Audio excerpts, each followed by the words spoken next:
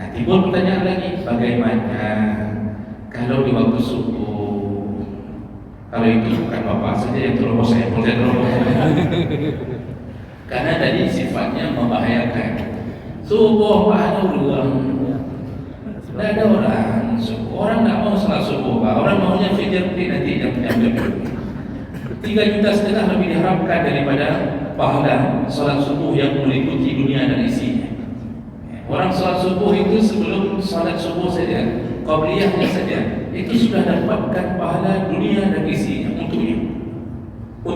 Berapa orang yang dapat, semua Allah berikan untuknya. Itu baru qabliyahnya saja, belum salat subuhnya. Orang tidak mau karena tidak nampak pahala itu. Orang maunya yang 3,5 juta yang dipotong BPJS 900.000.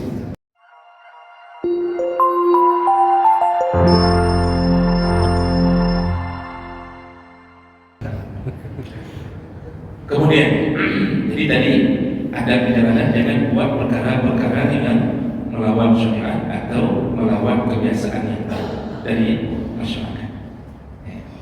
Jangan buat yang aneh-aneh di jalan. Lalu ada berikutnya, yaitu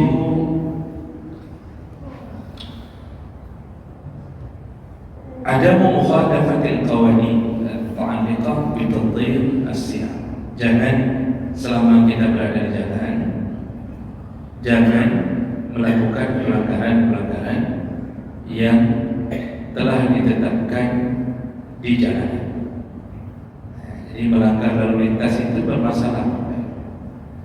Memang itu urusan dunia. Yang buat pun pemimpin dunia, kebijakan pun kebijakan dunia. Tapi kalau kebijakan dunia itu tujuannya mengatur kemaslahatan kaum muslimin, maka wajib taat. Itu yang perlu kita fahami. Rasulullah SAW menyebutkan, la dharara wa la dirar. Hidup itu tidak boleh membahayakan diri sendiri, juga tidak boleh membahayakan orang lain. Hidup itu konsepnya tidak boleh membahayakan diri sendiri, tidak boleh membahayakan orang lain.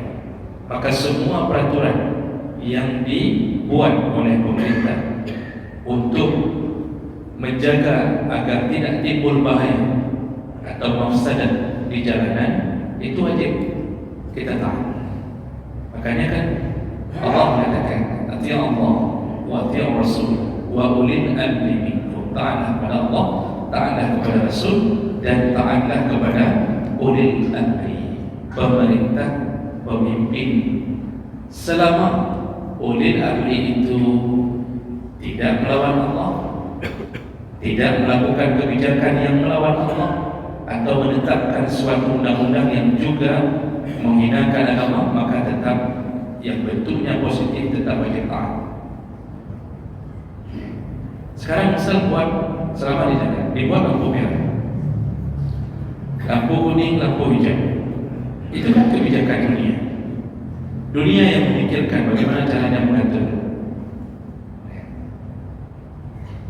Apakah wajib kita taat atau tidak? Itu pertanyaan simpel. Wajib taat tidak? Boleh tidak? Apa hukumnya menerobos lampu merah?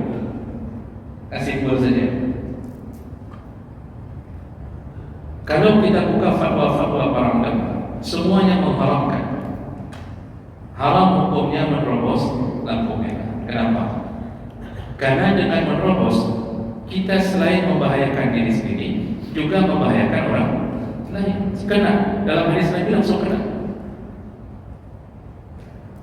Yang kedua, kita telah membuat sebuah kekacauan yang hak orang lain berjalan, kita ambil, sehingga timbullah kekacauan. Akhirnya apa yang terjadi? Mafsadat, kerusakan. Kadang-kadang kita terobos, hak orang terpaksa berhenti. Kan kita terobos, orang sudah waktunya hijau, dia mau lewat. Orang terpaksa berhenti kadang-kadang menjaga agar kita bisa lewat. Kita sudah waktunya untuk berhenti. Itu sudah zalim, sudah masuk kategori zalim. Makanya kadang-kadang bapak ibu mungkin akan sama-sama paham lah. Ini sudah memang sebenarnya ada yang mengungkapkan, ada yang tidak mengungkapkan.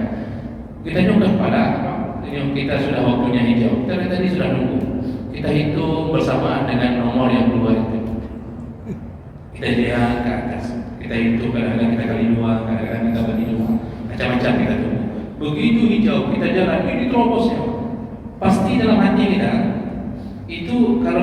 kita lebih besar, kita tak peduli bang, kita langsung tancap. Yang kena berkenal ilmu mati gitu. Kan begitu, ada rasa itu, rasa kesal itu ada. Kalau kecelakaan kadang-kadang terobos, maka kita yang dirugikan.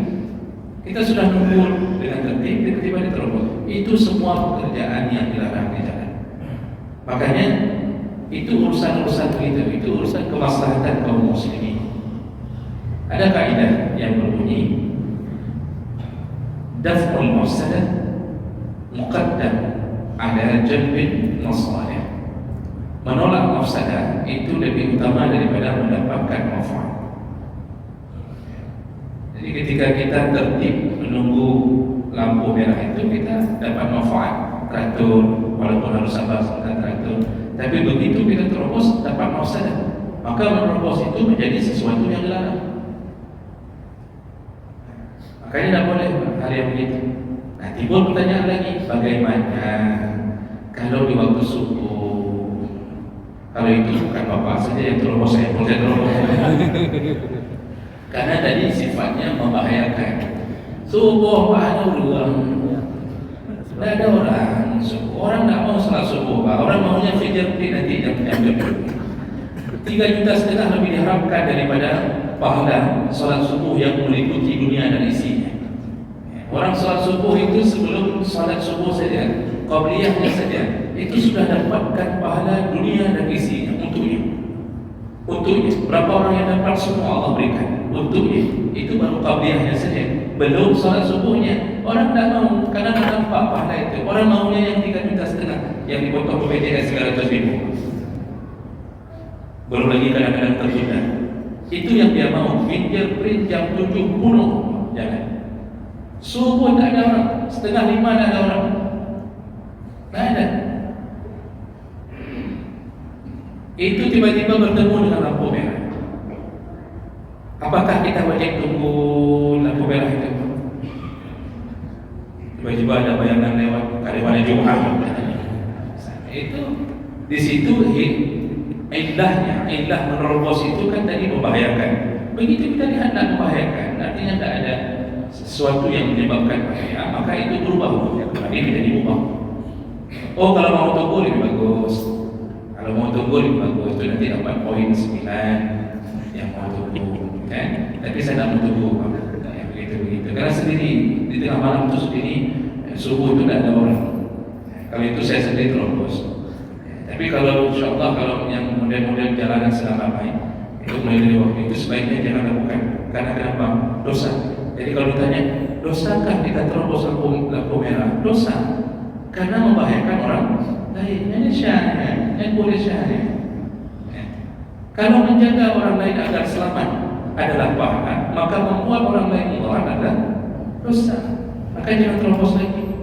Kadang-kadang ada yang terobos, lalu ditahan sama polisi. Kenapa bapak terobos? Bapak nak lihat lampu merah. Lihat, cuma saya tak lihat bapak.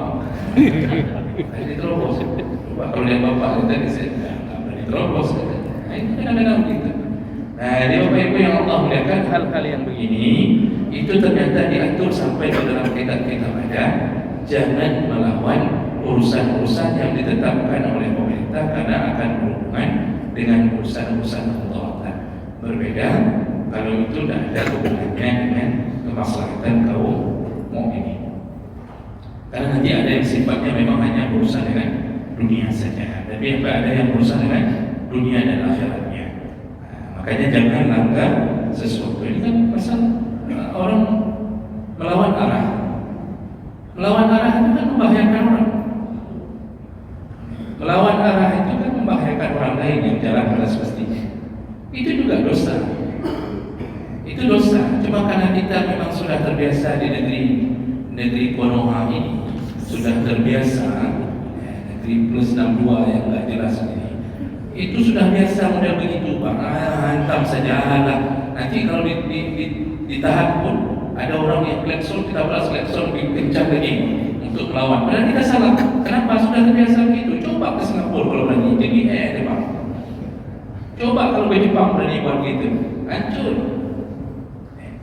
Ini negara-negara yang tidak peduli itulah yang membuat akhirnya masyarakat terdidik untuk tidak taat Ini yang kadang-kadang, dan itu bisa ditambah dengan petugasnya datang, itu membuat masyarakat juga bertambah datang.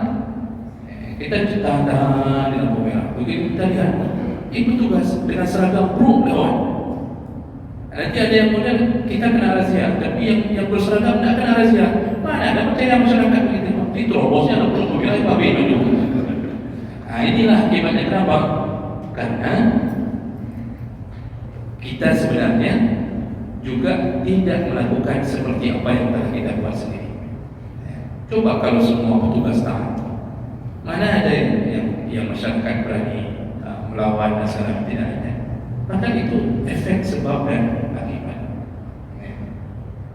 Jadi Bapak Ibu yang Allah muliakan, ini termasuk hal yang perlu dijaga, dijaga.